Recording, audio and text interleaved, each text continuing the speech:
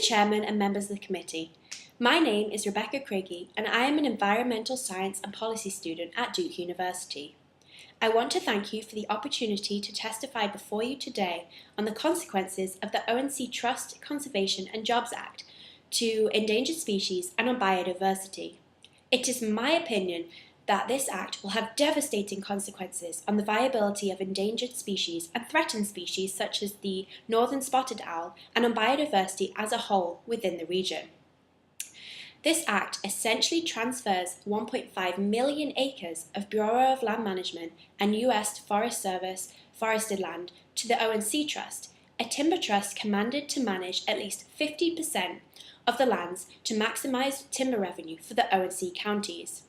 Federal agency and control over these areas will be relinquished, and instead, the grossly inadequate Oregon Forest Practices Act, or OFPA, the laws and regulations applicable to state and privately owned timberlands, will instead be applicable on these lands.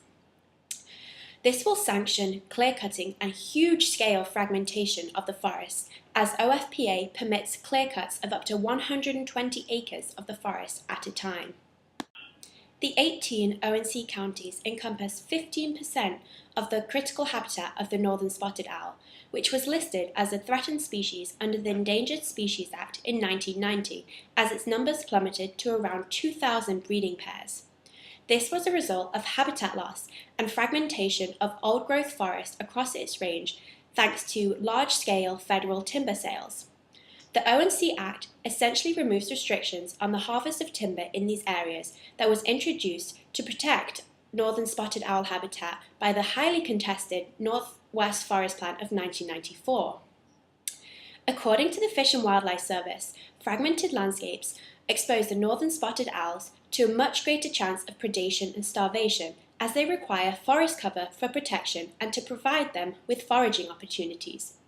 Furthermore, as their habitat gets reduced into smaller and more isolated patches, it is increasingly difficult for these owls to disperse into new territories, a critical component if we are to help revive their declining populations.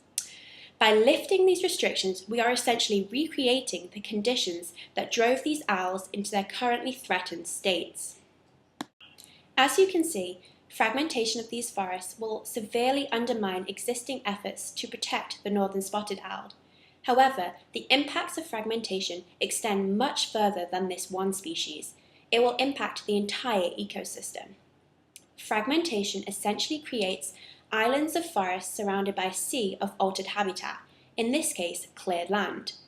The distance between forest fragments isolates and divides small populations, and the hostile environment between the forest fragments hinders the ability of species to move between the fragments.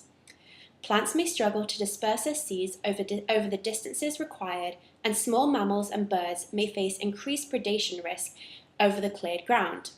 Wilcox and Murphy described habitat fragmentation as the most serious threat to biodiversity and the primary cause of today's extinction crisis, as it results in genetic isolation of habitat fragments, and the smaller populations are much more vulnerable to extinction. Changes to microclimate at fragment edges are just another in the long list of destructive side effects of fragmentation. By increasing the amount of edges, there are greater areas of the forest exposed to high winds and increased solar radiation, reducing soil moisture and humidity and altering the species that can live there. In addition to paving the way for widespread forest fragmentation, OFPA permits the use of aerial pesticides with minimal regulations regarding buffer zones for aquatic areas. As a result, pollution of rivers and other water sources is inevitable. The critical habitat of 10 different endangered salmon species can be found within BLM ONC lands, and thus the Act will also damage and potentially reduce the available habitat for these species. I conclude that by opening up over 50% of these lands to timber extraction and by weakening the laws that regulate these areas, the Act will not only decimate the already endangered and threatened species in the forest, but will severely damage the entire ecosystem and biodiversity within.